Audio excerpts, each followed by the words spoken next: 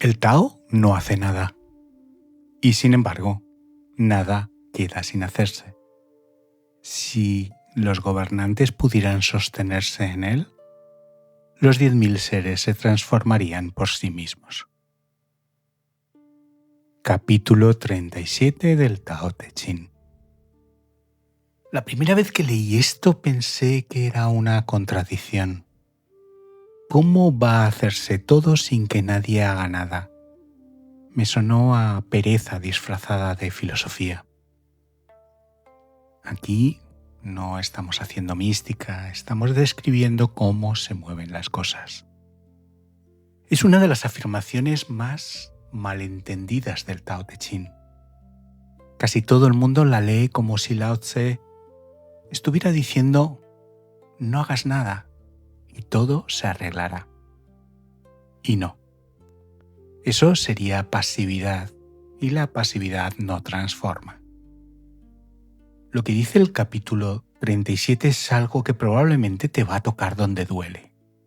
Dice que cuanto más empujas un proceso, más lo descolocas, que el árbol no crece porque tú lo estires, que el agua no llega antes al mar porque tú la golpees con el remo. En los próximos 23 minutos vamos a hacer 3 cosas. Primero, leer entero el capítulo. Después lo vamos a revisar verso a verso para ver los detalles que casi todas las traducciones pierden.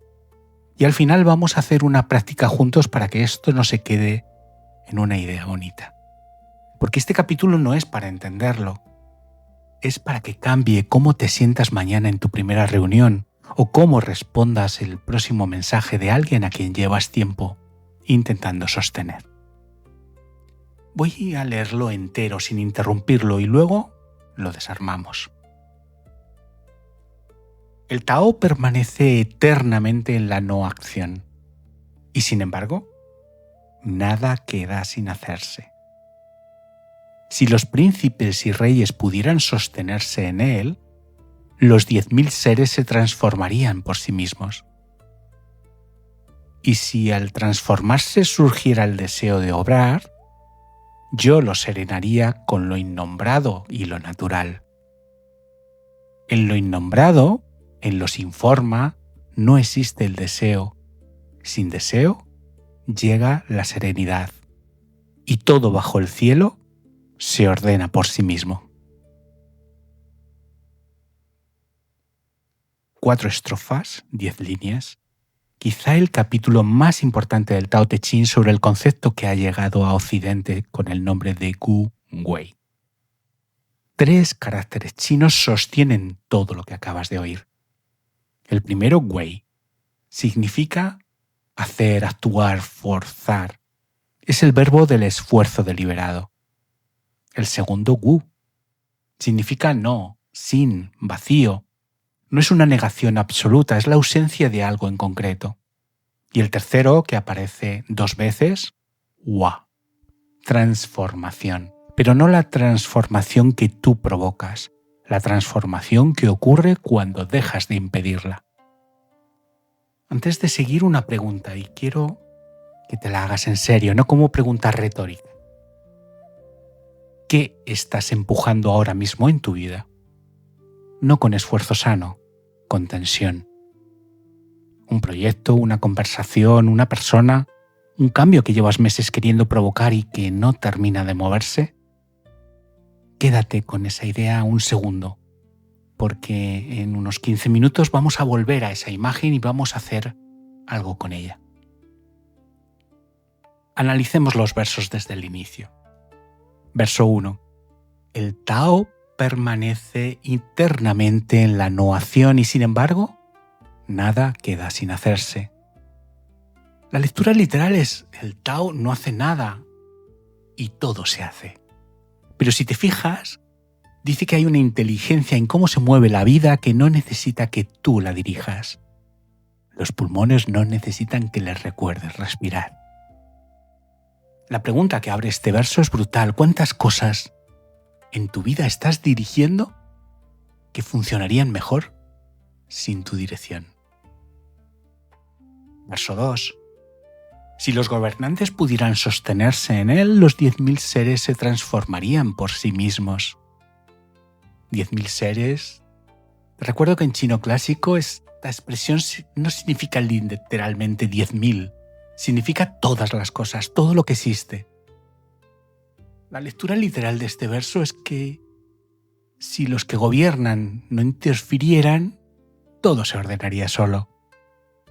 Pero mira con detalle. El verso es político en apariencia, pero el gobernante del que habla Lao Tse no es solo el rey, eres tú, gobernando tu vida, tus relaciones, tu cabeza. Cada vez que intentas que algo sea de una manera específica, cada vez que coges el remo cuando la corriente ya iba en esa dirección, estás haciendo de gobernante torpe. Y los 10.000 seres, la vida que estás intentando ordenar, se desordenan precisamente porque la estás tocando. Verso 3. Y si al transformarse surgiera el deseo de obrar, yo lo serenaría con lo innombrado y lo natural. Aquí Lao Tse se anticipa una objeción muy moderna. Tú vas a decir, vale, dejo de empujar, pero ¿y si me invade el impulso de volver a meter la mano? ¿Y si la inquietud vuelve? Su respuesta es delicada. No dice contrólalo, no dice medita más fuerte, dice vuelve a lo innombrado. Vuelve a aquello que no tiene forma, aquello que no tiene nombre, es decir, vuelve al silencio, a la pausa, al lugar dentro de ti donde todavía no hay opinión sobre lo que pasa. Eso es el regreso al pu, al bloque sin tallar que aparece en otros capítulos del libro.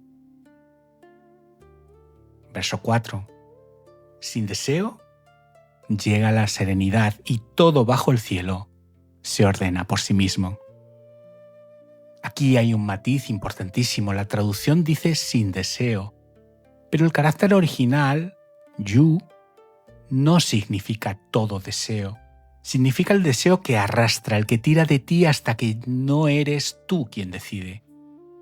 No te pide que no sientas, te pide que no te dejes arrastrar por la necesidad de que las cosas sean ya de otra manera. Cuando esa necesidad afloja, todo lo demás, dice el capítulo, se ordena. Y la pregunta que viene después es la que vamos a desplegar en un momento. Pero te la voy a dejar plantada antes para que la oigas y se quede flotando. ¿Cuánto de lo que llamas esfuerzo en tu vida es en realidad ansiedad disfrazada? 3 formas de leer el capítulo 37 a día de hoy. La primera, en tu trabajo. La productividad moderna venera el esfuerzo visible. Sentarte muchas horas, llenar la agenda, responder rápido. Estar reactivo todo el rato. Y aún así, los profesionales más eficaces que conozco a día de hoy trabajan menos horas y toman menos decisiones. No porque sean perezosos, porque han entendido lo que Lao Tse llamó no obrar. Actuar solo cuando la acción nace de la claridad, no de la inquietud. Segunda, en tu cabeza. Cuando más intentas no pensar en algo, más piensas en ello. Cuanto más intentas dormir, más despierto estás. Cuanto más intentas controlar tu ansiedad, más se infla. Esto, que ha descrito la psicología contemporánea como efecto rebote o proceso irónico, el Tao lo nombró hace 2500 años en este mismo capítulo. Y tercera, en tus vínculos. Y esta es la que más duele.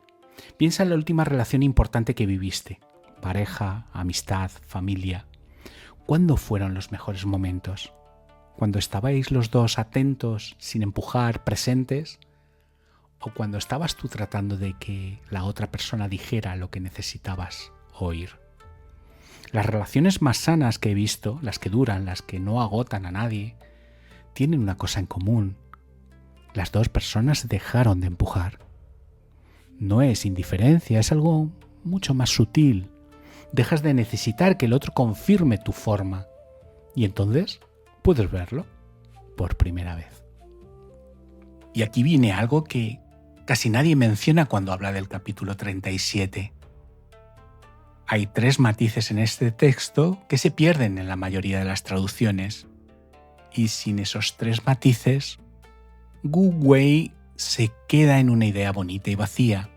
Una de las frases que se ponen en cuadros de Instagram al lado de una rama de bambú.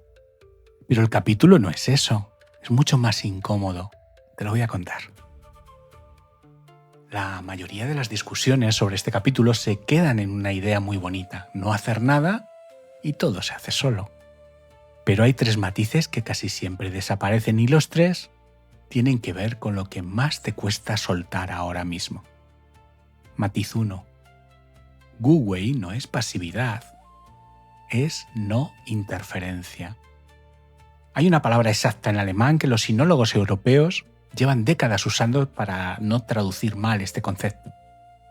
Nicht-eingreifen, no intervención. Gu Wei no significa quedarse en el sofá esperando que la vida pase. Significa actuar, pero solo donde la acción genuinamente ayuda. Y dejar de actuar donde tu acción está rompiendo algo que ya iba bien por su cuenta. Es la diferencia entre el jardinero que riega y el jardinero que tira del tallo para que crezca más rápido. Matiz 2. Cuanto más controlas, más se descontrola. Esto es contraintuitivo y por eso casi nadie lo nombra. La hipótesis taoísta es que el control excesivo no estabiliza un sistema, lo desestabiliza. Cuanto más sujetas, más rompes. Cuanto más vigilas a alguien, menos se abre. Cuanto más intentas que una conversación vaya por donde tú quieres, más se desvía.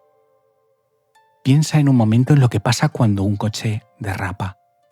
Es invierno, una carretera con hielo, las ruedas pierden agarre.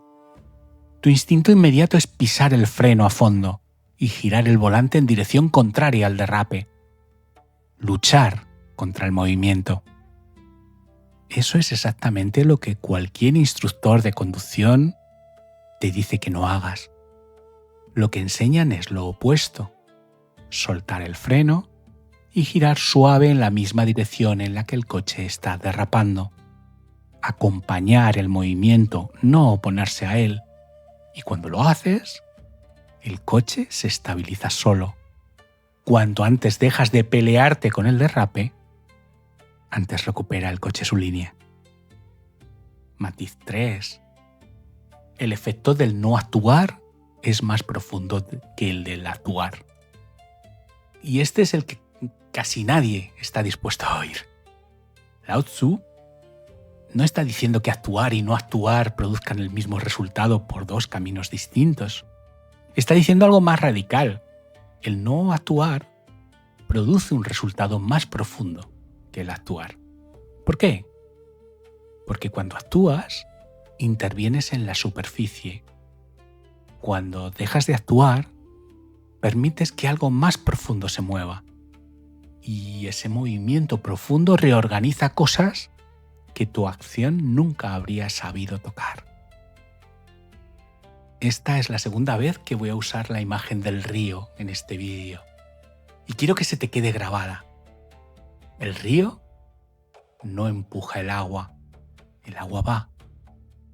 Y el río, que no ha hecho nada, llega al mar. Ahora es momento de contarte algo que me pasó.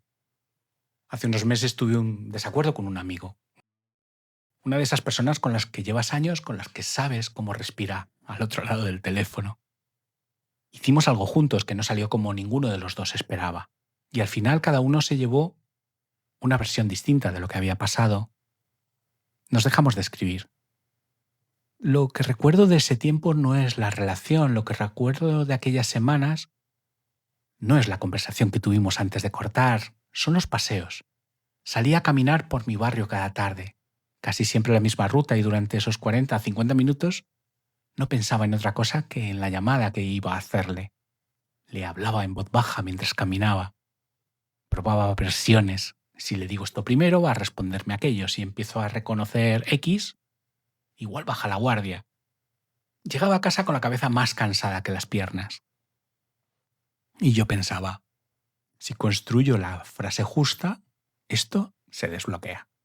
Si elijo el momento exacto, si demuestro que entiendo lo que él vio, si no me defiendo, si me defiendo pero solo un poco, si reconozco antes de pedir. Cada uno de esos pensamientos era un empujón, llevaba meses empujando. Un sábado de mayo salí a hacer un recado al barrio. Nada premeditado, estaba pensando en otra cosa, en qué iba a comprar, en si llegaba a tiempo a la siguiente cita. Y al doblar una esquina lo vi salir de una librería, a él con un libro debajo del brazo y la cara mucho más cansada de la que yo recordaba. Y se me olvidó el guión entero. Todos los párrafos que llevaba semanas afinando se quedaron en algún cajón mental al que no llegué a tiempo. Nos saludamos, le pregunté qué libro llevaba, me dijo que se iba a sentar un rato en una terraza ahí al lado. Le pregunté si podía sentarme con él, me dijo que sí. Pedimos algo de beber y la conversación que pasó esa tarde, durante una hora larga, no fue ninguna de las que yo había ensayado. No hablamos casi de lo que nos había separado. Hablamos de su madre que estaba enferma, de un viaje que él tenía pendiente, de por qué los dos estábamos más cansados este año. Lo del proyecto pareció solo 20 minutos casi de pasada y se cerró sin acuerdo y sin drama. Cuando me levanté para irme, la sombra de un castaño que daba a la mesa había girado un par de baldosas. Eso es lo que recuerdo. Y la sensación de salir de allí ligero. Y lo importante no fue la conversación. Lo importante fue darme cuenta en el camino de vuelta a casa de que llevaba semanas intentando construir un encuentro que tenía que pasar por casualidad, que ninguno de los párrafos que había ensayado habría funcionado, que mientras yo estaba empujando a fabricar una conversación perfecta, lo que la amistad necesitaba era simplemente cruzarse otra vez, sin guión.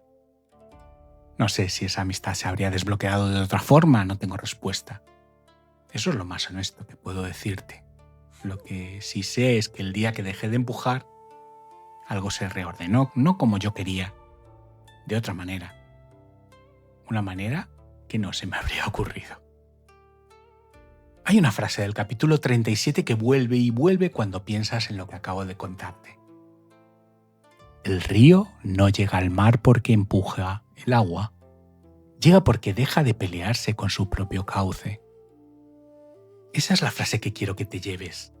Si te olvidas de todo lo demás, llévate eso y fíjate en lo que esa frase no dice, porque es tan importante lo que no dice como lo que dice. No dice que el río deje de moverse, sigue moviéndose. No dice que el río llegue al mar por casualidad. Llega, pero no porque empuje, llega porque deja de pelearse. Wu Wei aplicado a tu vida no es dejar de moverte, es dejar de pelearte con tu propia forma, con tu propio ritmo, con tu propio cauce. Y entonces, y solo entonces, el movimiento que ya estaba ahí, esperándote debajo de toda esa tensión, empieza a llevarte a algún sitio. Ahora vamos a hacer algo juntos, no solo entender Wu Wei, intentar vivirlo, aunque sea durante 3 minutos. Si estás conduciendo, dejas esto para luego, y si estás caminando, paras un segundo. Si estás en casa, busca una postura cómoda con la espalda apoyada. Cierra los ojos si puedes. Vamos a respirar 3 veces, despacio. Inspira contando hasta 4 y suelta contando hasta 6. Otra vez, inspira en 4. Suelta en 6. Y la última, inspira. Suelta.